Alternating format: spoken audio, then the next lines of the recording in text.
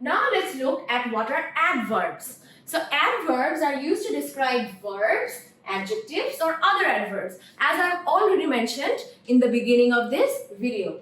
So adverbs are often but not always made by adding ly to the adjective. So this is a very easy way to identify what is an adverb. So we can identify it by noticing if it has an extra ly with my adjective. For example, I walked slowly. So in this case, with slow, I have added ly.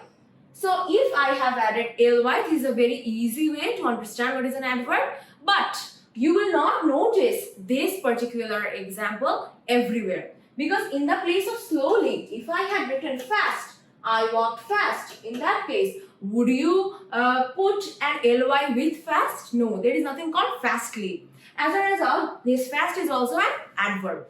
So why is it an adverb? Because slowly is describing what? Is it describing the main noun I? No. It is describing the verb, which is walked. How am I walking? I am walking slowly. Or how am I walking? I am walking fast. As a result, it is telling something about my verb. And because of this is an adverb. They worked quickly. How are they working? They are working or they worked quickly. So once again, this is not describing the pronoun they, yet it is describing the verb in its past form. Okay. Now, once again, with adverbs, let's look at a few examples for comparative and superlative forms in adverbs. So we make the comparative and superlative forms of adverbs by using more or most. Like, she sang loudly. So in this case, definitely, loudly here is an adverb. Why? Because loudly is describing the verb which is sang. If I say, she sang more loudly than her friend, then the word more is being used as a comparative form. Why? Because I am describing herself with her friend. So the two things that are being used here is she and her friend. So if I have to compare between the two, what will I use? I will use more to describe my adverb. So the loudly word here is still an adverb, but with the adverb I have used an additional word which is more to describe the comparative form. Then let's see, she sang most loudly in the class. So in this case, once again, most is being used to describe this loudly. How loudly? The most loudly from all of the members in the class. For this reason, I have used the word most to describe that this is my superlative form. And you have to also see that in your exam, you will most of the time have to sit for fill in the blank questions. And in that case, if there is a dash here and if you see there is in the class, you will have to know that because you are being compared to a lot of different people, for that reason you have to write most. Now, let's look at when should we use an adverb and when should we use an adjective. It's important to remember to use an adjective after a linking verb. However, this can be tricky as some verbs can be used as both normal verbs and as linking verbs. So there are some verbs that you can use as both normal verbs and as linking verbs. So one test is to replace the verb with the same form of be and see if the sentence still makes sense. So what will we do now? We will look at the entire sentence and we will first of all identify the to be verb in that sentence. Then instead of that to be verb, we will put just any other verb and then we will see if that makes sense. If that makes sense in that way, then we will say that no, this is not a linking verb, this is a proper verb, which is called a normal verb, right? So let's see a few examples here. He smells the hot soup carefully. He smells the hot soup carefully. So let's look at the parts of speeches in this sentence properly. Here, he is my pronoun. Smells is definitely my verb.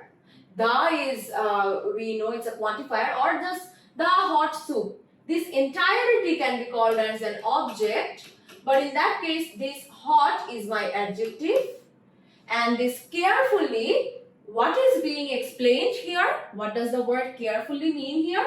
Here we are actually saying carefully not to describe he, but to describe the verb smells. What is he doing? He is smelling it carefully, right? So as a result, this is my adverb here. So what we are seeing here is we are talking about the action of smelling, and then we are using the verb, which is smell, as a normal verb. And for this reason, in the normal verb, we can actually add an adverb here. Now let's see here. The soup smells good. In this case, we have already learned our previous rule, which says that in the case of any linking verb, your adverb must come after the linking verb, right after. So, in this case, did we find the adverb to be right after the word smells, which is the verb here? No. Because it is not here, for that reason we are saying that this is a normal verb. But the soup smells good. In that case, what are we saying? We are saying that it is smelling good. So what is good here? Is good an adverb or an adjective? Good is definitely a word that you describe the soup. So this is a word that you have used to describe the word soup, where soup is the noun and good is my adjective. Any word that describes a noun is called an adjective.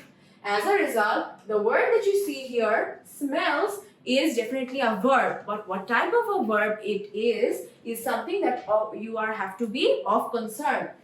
So here we are using the word smells as definitely a linking verb to describe the soup. And therefore, we can replace the word smells with is, and then the sentence will still make sense. So, we definitely need an adjective here. So, when do we need an adjective? If you replace the verb, which is the linking verb, and if you see that the to be verb there can actually make sense, then you will be needing an adjective. Let's look at a few other examples. He looked tiredly at the dirty kitchen. So, he looked. Looked is once again a verb here. And tiredly is what? He looked tiredly. So, how is he looking? He is looking tiredly. As a result, it is an adverb. At the dirty kitchen. Dirty is here an adjective and kitchen is here a noun. So how are we supposed to know if this sentence is correct or not? At first, we will look at the verb and we will see whether the verb is a linking verb or not. So we see in this case that we are talking about the action of looking, and as a result, look in itself is a normal verb. So because it is a normal verb, for that reason we have put an adverb right after it. However, is this adverb necessary, or without this adverb would the sentence still make sense? Yes, it would. If I had said he looked at the dirty kitchen, it would have meant the same thing. And also, if I had omitted the adjective, it would have been he looked at the kitchen. This sentence also makes sense. However, in the case of a linking verb, the sentence would be totally different. Let's look at the next sentence, which is you look beautiful. In this case, definitely the word look is a verb. And then the word beautiful is describing you, which is the pronoun here or the noun here. So as a result, beautiful here is an adjective. So in this case, the verb which is look. Look here is actually giving more information about this person, and we are saying the verb look as a linking verb. Why? Because in the case of look, if we put an auxiliary verb like let's say are, if I say you are beautiful, does it make sense? Yes, it does. So whenever we can replace the linking verb with another auxiliary verb, and if it makes sense, then you will understand that right after the verb it is essential that we use an adjective. So in this case, you look full stop is not making proper sense. For that reason, we must put an adjective right after the verb.